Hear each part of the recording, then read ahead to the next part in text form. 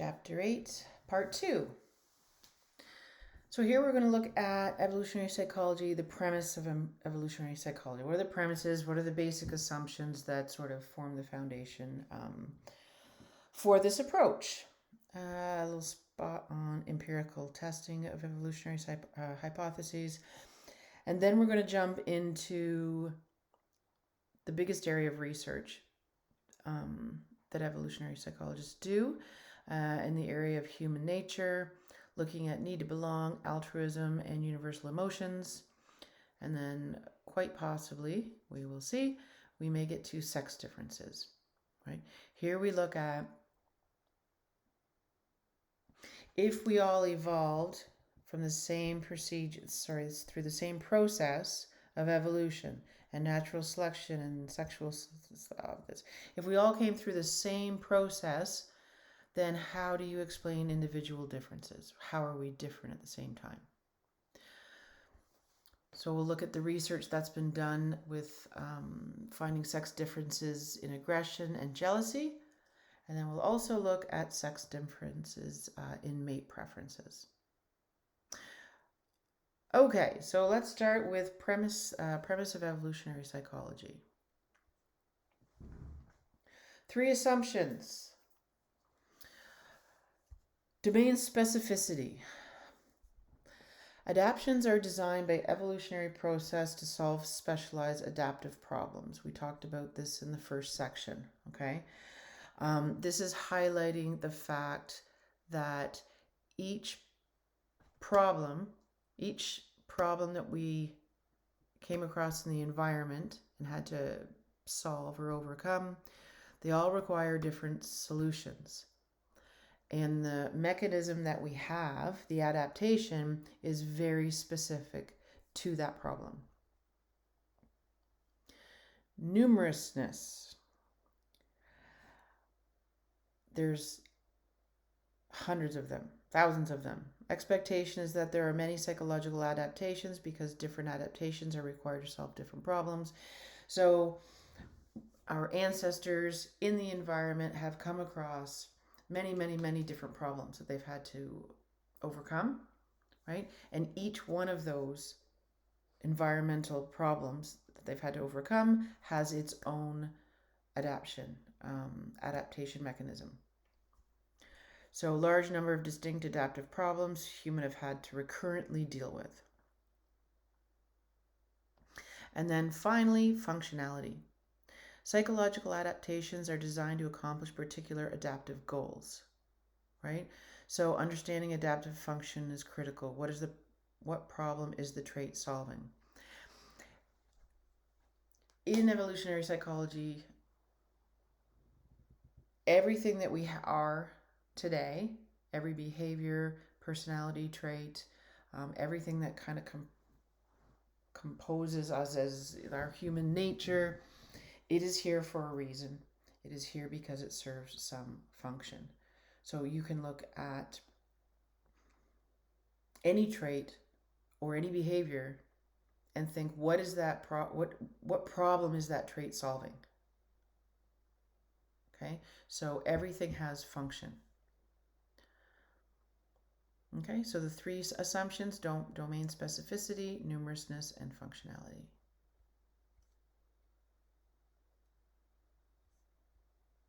Boop. Empirical testing of evolutionary hypothesis. This is not specific to evolutionary perspective. Okay, this would be an approach of any area in psychology. What this is talking about is we have the general evolutionary theory here, but so a general theory of any kind is at the top. Then you get more and more specific as you go down. So you've got evolution by selection. There's been tons of research on this, so it's sort of accepted as done, right? It has enough support. So below that, you'll see middle level theories. And 3 areas that they look at, we do research in, is altruism, parental investment in sexual selection, and theory of parasite-host coevolution. So you're getting more evolution by selection. From there, these are 3 theories that come out of that. So let's look at this one. theory of parental investment and sexual selection. So if you look at this theory, you can make specific hypotheses. So for example, H1, hypothesis 1, higher investing sex is more selective. That is, the higher investing sex, which is the female, is more selective of a mate. And the reason is because females are going to invest so much, right? You're going to carry a baby for 9 months, which puts you at risk for many things, right? You're vulnerable in the environment. You're going to give birth to the baby, where across time, maternal death rate has been a lot higher than it was today. And then if you survive childbirth, you have to raise the baby until it can survive on its own. So it is a huge investment for a female to reproduce. So they're going to be very, very selective in the mate that they choose, because that mate is going to be providing resources, be providing protection, everything that the female would need. Hypothesis 2, females select based on ability and willingness to invest. Okay, lower investing sex competitive for access. So lower investing sex is going to be the males, right? And they're going to be competing for access to these very valuable females. Anyway, so there's your specific hypotheses, and then specific testable, falsifiable predictions. These are the predictions. So you start with a theory, you have your hypothesis, you design your research, and you conduct your research and get your results. I'm going to the next slide for a second. I have to slide this up. There we go. So that's called the deductive reasoning approach, the top down. So it's driven by theory. So imagine you're super interested in a specific kind of theory. You do more and more research and you find more specific theories. Then you design your research to test predictions of the theory. If it's a good theory, it's going to generate lots of new predictions, and those predictions hopefully are confirmed. Theories that fail to generate predictions, or that you make predictions and then it's not supported by research, calls the theory into question. The other way is bottom up, inductive reasoning. So that means that you're starting at the bottom. A phenomenon is observed, and then you develop the theory to fit it. So, for example, you notice a behavior out in the natural world. For example, you notice that males tend to be more aggressive than females, right? So once you notice that behavior, then you go looking for a theory to explain it. So you're starting, there we go. You're starting down here instead, and you're noticing a phenomenon of a behavior, and then you look for a theory to explain it. So both equally valid modes of conducting research, and this is done in any discipline, not specific to evolutionary theory. Oops. Okay, so that is that's section 2. So let's just dive right into section 3. Human nature. Human nature is said to be the product of evolutionary process. Everything that we are that is universal to all humans is considered to be human nature, and it's there because it evolved across time and it served a purpose. Over time, successful mechanisms spread through the population and come to characterize all humans. So examples of evolutionary analysis at this level, the 3 areas, need to belong, helping and altruism, and universal emotions. These are characteristics or personality traits or needs or expressions that all humans have. So therefore, kind of supports the idea that they were developed through evolution. The first is need to belong. So humans evolved to live in groups. We were not meant to be alone. We're supposed to be in groups. Within the group, we have protection, we have food, we have shared resources, we can be recipients of altruism, right? People can help us. We strive for status and popularity. We want to be liked, right?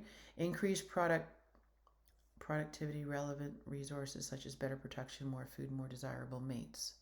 Okay.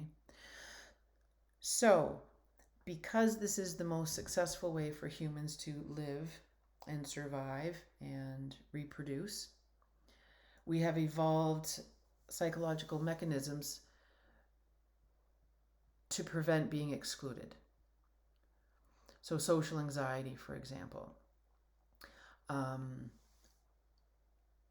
You are not going to behave in ways that goes against your group norm. You're not going to be disloyal. You're not going to cheat or steal from your people, right? It sort of motivates you, or for social anxiety, the fear, you'll be shunned from your group, or that fear is going to keep you in line and maintain these behaviors, the behaviors of cooperativeness. So cooperation, most instinctive to humans. To survive, we all have to get along in working groups.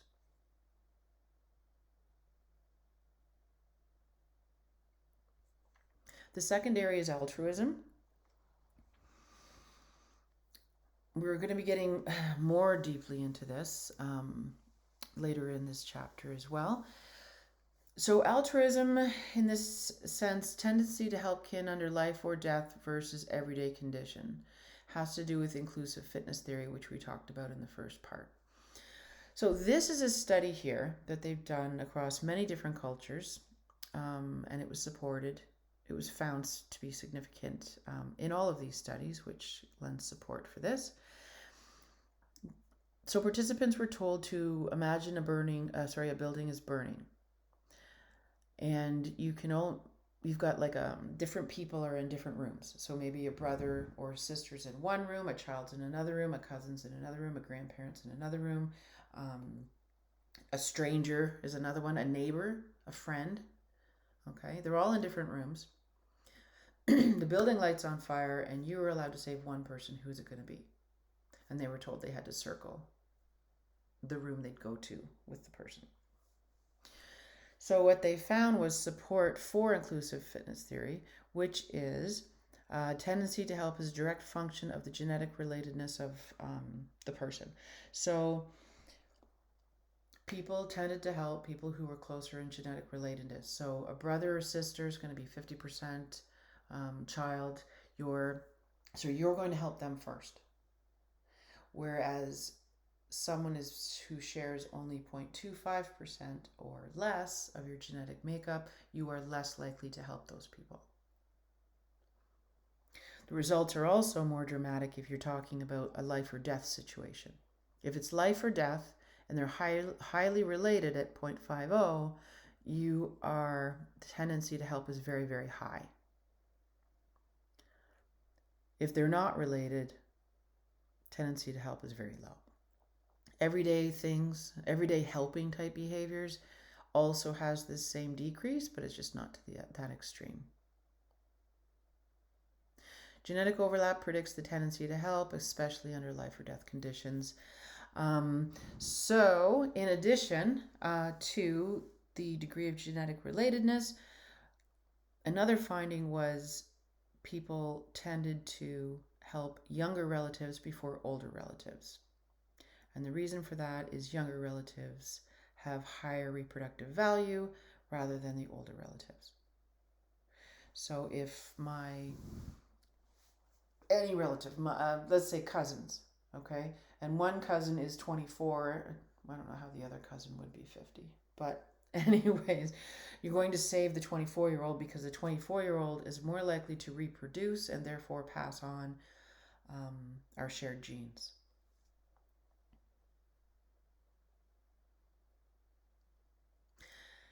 And the third piece is universal emotions. Evolutionary psych has taken 3 perspectives on the study of emotions. One is facial expression of emotion. If it's universal, then it's core to human nature. Second, emotions as adaptive mechanisms. Emotions can guide people towards goals, right? It kind of a combination of number 3 as well. Manipulation hypothesis. Emotions designed to exploit the psych mechanisms of other people. So emotions convey feelings. They also convey thoughts and intentions and what behaviors you may take next. So they really reveal that. So you can use that to manipulate other people because you can see if they're angry or happy or guilty or sad. All of these evolutionary perspectives on emotion hinge on the proposition that they are universal and universally recognized in the same way. So we'll just dive right into the study. Whoop. There we go. So here's the faces. Here are the faces. It's Elkman. Pioneered the cross-cultural study of emotions. So this has been done in Japan, Chile, Argentina, many different countries, and they all found the same thing, which is that participants, when given these faces, they are they are able to connect the emotion with the face. So they can identify which face is happy, which face is showing disgust, which face is showing anger, fear, surprise, sadness, and contempt. So we read that emotion the same. And we do it the same as they do in Chile or Argentina or any of these other places that are very different from our culture in many different ways, right? All cultures are so different, yet we recognize the same emotions.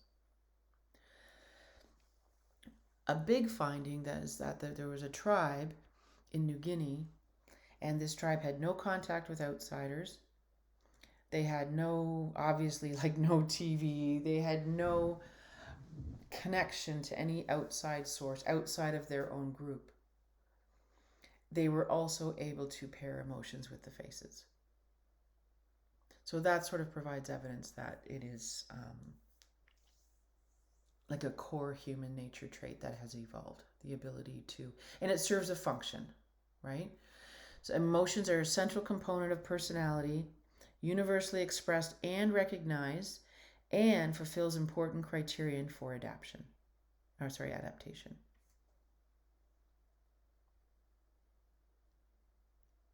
So that section is human nature. We are at 18 minutes, so I'm going to stop here and do sex differences, or start with sex differences in the next video.